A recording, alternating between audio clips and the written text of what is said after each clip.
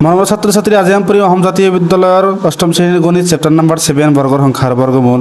তো ষ্টুডেণ্টছ, এইটো ভিডিঅ'ৰ আগৰ ভিডিঅ'বিলাকত অনুৰণী 7A সকলোবোৰ অংক কৰিছোঁ, বিৰ সকলোবোৰ অংক কৰিছোঁ, চিৰ কুৱেশ্যন নম্বৰ 1 পৰা 11 লৈকে কৰি দিছোঁ। আজি আমি এইটো ভিডিঅ'ত 12 নম্বৰ, 13 নম্বৰ আৰু 14 নম্বৰ এই তিনিটা অংক তোমালোকক আমি সমাধান কৰি দিম। 12 নম্বৰ কুৱেশ্যনত কি কৈ চোৱা, এটা বৰ্গৰ কালি 590.49 বৰ্গ সেন্টিমিটাৰ হলে ইয়াৰ বাহুৰ দিক নিৰ্ণয় কৰা। তো ছয়টা তোমালোকক আমি সহজ নিয়মত বুঝাই দিম চোৱা। তো ছয়টা এটা আমি কি এটা বৰ্গ ধৰি লৈছো, এটা কি বৰ্গ, বৰ্গ চাৰিটা বাহু কি থাকে সমান। আমি এইটো নাজানো, আমাক কি বাহুৰ দিক ওলাব লাগে, এটা আমি এক ধৰিম 1 সেন্টিমিটাৰ।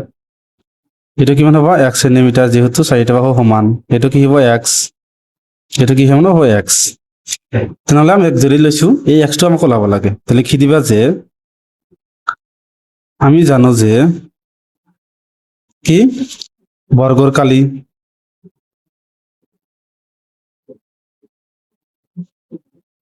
কি জানো বাহু ইন্টু বাহু, কিমান জানো বাহু ইন্টু বাহু বা বাহু স্কোয়ার লিখি পাৰো। বুঝি পাইছা? চোৱা, বর্গর কালি আমাক কিমান দি আছে 590.49, 590.49 ইজ ইকুয়াল টু বাহু আমি কিমান ধৰিছো x, আৰু এটা কি আহিব x। সেম বস্তু থাকিলে আমি কি স্কোয়াৰ লিখি পাৰো, এটা আমি স্কোয়াৰ লিখিম। চোৱা 590.49 x স্কোয়াৰ। তো স্টুডেন্ট আমাক x লাগে, স্কোয়াৰটো নালাগে, স্কোয়াৰটো তুলি দিলে ইয়াত কিমান আহিব ৰুট আহিব, মানে এনেকুৱা হ'ব root 590.49 is equal to x। বুঝি পাইছা? এতিয়া আমি কি কৰিম, এই সংখ্যাটোৰ বৰ্গমূল উলিয়াম। কোনটো নিয়মৰে আমি 11 সকলোবোৰ অংক এই নিয়মত কৰিছো, তেনেহ'লে এই নিয়মৰ সহায়ত ইয়াত যেটো নিয়ম ব্যৱহাৰ কৰিছো সেম নিয়ম ব্যৱহাৰ কৰি ইয়াৰ বৰ্গমূলটো উলিয়াম। হেতু কি হ'ব xৰ মাপ, xৰ মাপ মানে কি বাহুৰ মাপ। তো চোৱা আমি ইয়াত উলিয়াই দিম। চোৱা ইয়াত লিখি দিয়া ৰুট 590.49। তো চোৱা আমি তেনেকৈ লিখিম 590.49 বৰ্গমূল উলিয়াব লাগে। তেনেহ'লে কি কৰিবা, এনেকুৱা কৰিবা, সফৰৰ পৰা জোৰ জোৰ বনাই দিয়া, ইয়াৰ জোৰ নাই সিঙ্গেল থাকিব। এতিয়া চোৱা এই সংখ্যাটো কি আছে সিঙ্গেল, বাওঁফালৰ সংখ্যাটো ল'বা, ইয়াৰ ওচৰত থকা বৰ্গৰ সংখ্যা এটা হ'ল কি 4 আৰু আনটো হ'ল কি 9। আমি সৰুটো ল'ম, 9টো নালাগে, 4টো ল'ম। 4ৰ বৰ্গমূল আমি কিমান জানো 2, 2 আৰু 2 পূৰণ কৰিলে কিমান হ'ব 4, 2 এটা ইয়াত আহিব, এটা ইয়াত আহিব। এতিয়া চোৱা 2 আৰু 2 পূৰণ কৰিলে কিমান হ'ব 4, 5ৰ পৰা 4 মাইনাছ কৰিলে কিমান হ'ব 1। এতিয়া আমি কি কৰিম, এই সংখ্যাটোৰ কি হ'ব ডাবল ইয়াত আহিব, কিমান আছে 2 আছে, কিমান আহিব 4। এতিয়া চোৱা 4ৰে 1ক ডিভাইড কৰিব নোৱাৰো, সেইকাৰণে এই জোৰটো তলত লিখি দিম 90, এটো তলত আহিব, গোটেইখিনি আহিব। এতিয়া চোৱা আমি যদি 4ৰে 19ক ডিভাইড কৰি কিমান পাওঁ 4 4 যা 16, 4 5 যা 20, 20 তো নাই, কিমান বাৰ যাব 4 বাৰ, কিমান যাব 4 বাৰ, 4 এটা ইয়াত বহিব, এটা ইয়াত বহিব। এতিয়া ফোন কৰি দিয়া 4 4 যা 16 আৰু 6 হাতে থাকিল 1, 4 4 যা 16 আৰু 1 কিমান হ'ব 17, কিমান হ'ব 17। এতিয়া মাইনাছ কৰি দিয়া, 0 পৰা 6 মাইনাছ কৰিব নোৱাৰো, কিমান হ'ব 10, 10 পৰা 6 মাইনাছ কৰিলে 4, ইয়াত কিমান থাকিব 8, 8 পৰা 7 মাইনাছ কৰিলে কিমান হ'ব 1। দিয়া চোৱা কি কৰিবা, এই সংখ্যাটোৰ কি ডাবল হ'ব, এই এককৰ ঘৰৰ স্থানৰ অংকটো কিমান হ'ব ডাবল। এতিয়া কিমান আছে 4 আছে 8 হ'ব, আৰু এই সংখ্যাটো সেম থাকিব, কিমান থাকিব সেম। তেনেহ'লে চোৱা 48ৰে এটোক আমি ডিভাইড কৰিব নোৱাৰো, এই সংখ্যাটো ইয়াত লিখি দিম কিমান 49। যেতিয়া এই সংখ্যাটো লিখিম, পয়েন্টটো পাৰ কৰিব লগা হৈছে, যেতিয়া পাৰ কৰিবা পয়েন্টটো তেতিয়া ইয়াত এটা পয়েন্ট বহাই দিবা। এতিয়া কি কৰিবা 4ৰে আমি 14ক ডিভাইড কৰিম, কিমান হ'ব 3 4 যা 14, তেনেহ'লে ইয়াত কিমান আহিব 3, তেনেহ'লে ইয়াত এটা 3 আহিব 3। এতিয়া চোৱা 3 3 যা 9,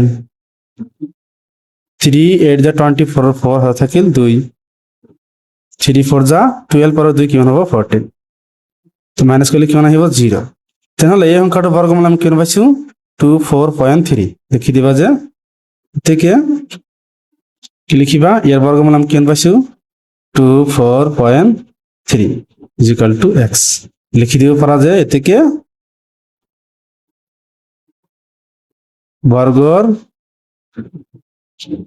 বাহুর দিক ইজ ইকুয়াল টু কিমান হ'ব কিমান হ'ব 24.3 সেন্টিমিটাৰ। এটি হ'ব বাহুৰ দিক, এটি হ'ব এনসাৰ। এতিয়া আমি তোমালোকক 30 নম্বৰটো কৰি দিম চোৱা। তো চোৱা ষ্টুডেণ্ট, এতিয়া কি কৈছে 30 নম্বৰ কুৱেশ্যনত কি কৈছে চোৱা, এটা কোঠাত মুঠতে 169 জন ছাত্ৰ ছাত্ৰী আছিল। ছাত্ৰ ছাত্ৰী কেইজনক এনেদৰে শাৰীত থিয় হ'বলৈ কোৱা হ'ল যাতে শাৰীৰ সংখ্যা যিমান প্ৰতিটো শাৰীতে সিমানজনকৈ ছাত্ৰ ছাত্ৰী থাকে। তেওঁলোকে গঠন কৰা শাৰীৰ সংখ্যা উলিওৱা। তোমালোকে কি কৰিবা ষ্টুডেণ্টছ, এই সংখ্যাটোৰ বৰ্গমূল ওলাই দিবা, যেটো ওলাব সেইটোৱে হ'ব কি শাৰীৰ সংখ্যা। তো চোৱা ষ্টুডেণ্ট, এটি তোমালোকক আমি সমাধান কৰি দিম।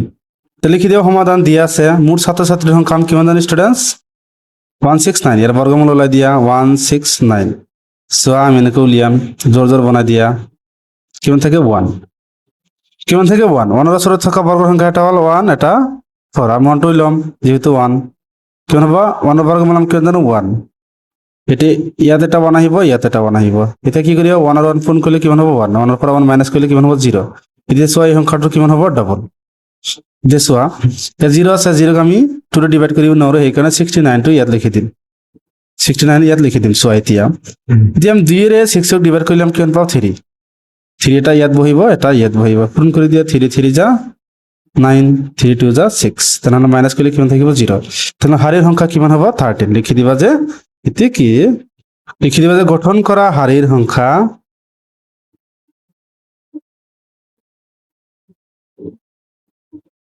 কিমান হ'ব 13 জন। এটি হ'ব এনসাৰ। বুজি পাইছা তোমালোকে? এতিয়া আমি তোমালোকক 14 নম্বৰটো কৰি দিম চোৱা। তাৰপিছত 14 নম্বৰত কি কৈছে চোৱা, এখন তামোলৰ বাৰীত শাৰী শাৰীকৈ তামোলৰ গছবোৰ আছে। বাৰীখনত তামোলৰ শাৰী যিমান, প্ৰতিটো শাৰীত থকা তামোলৰ গছৰ সংখ্যাও সিমান। বাৰীখনত মুঠতে 961 জোপা তামোল গছ থাকিলে প্ৰতিটো শাৰীত থকা তামোল গছৰ সংখ্যা নিৰ্ণয় কৰা। চেম এইটো বৰ্গমূল ওলাই দিবা। তো চোৱা ষ্টুডেণ্টছ, বাৰীত থকা মোৰ তামোলৰ সংখ্যা 961 জোপা। তেনেহ'লে কি কৰিবা ইয়াৰ বৰ্গমূল ওলাই দিয়া 961 কিমান হ'ব, জোৰ বনাই দিয়া, জোৰ বনাই দিয়া। কিমান হ'ব 9ৰ বৰ্গমূল আমি কিমান জানো 3। 9 নিজে এটা বৰ্গৰ সংখ্যা, 3 এটা ইয়াত আহিব, এটা ইয়াত আহিব। মাইনাছ কৰি দিয়া 3 3 যা 9। চোৱা ইয়াত কিমান থাকিব 0। 3 ডাবল কিমান হ'ব 6। 0ক ডিভাইড কৰিব নোৱাৰো, 61 ইয়াত আহিব। এতিয়া চোৱা 6ৰ ভিতৰত কিমান বাৰ যাব 1 বাৰ। ইয়াতে এটা 1 আহিব, ইয়াত যদি বহাইছে ইয়াত আহিব। এতিয়া চোৱা 1ৰ লগত 61 পূৰণ কৰিলে কিমান হ'ব 61 আহিব। তেমন কিমান থাকে 0। চোৱা ষ্টুডেণ্টছ কিমান আহিছে 0। চোৱা ষ্টুডেণ্টছ, যেতিয়া 0 আহিব তেতিয়া ভাগফলটো কি হ'ব বৰ্গমূল। লিখি দিবা যে এতিয়া কি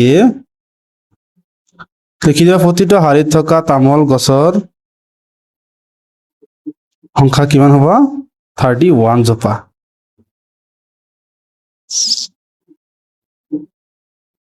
বুজি পাইছা 31 জোপা। এটি হ'ব কি উত্তৰ। তো ষ্টুডেণ্টছ ইয়ালৈকে কৰিবলগীয়া আছিল ষ্টুডেণ্ট। যদি ভিডিওটো ভাল লাগে চেনেলটো ছাবস্ক্ৰাইব কৰি দিবা আৰু তোমাৰ মতামত কমেণ্ট কৰি জনাবা। Thank you students. ইয়াৰ পিছত আমি অনুশীলনী 70ৰ সকলোবোৰ অংক তোমালোকক সলভ কৰি দিম। Thank you students.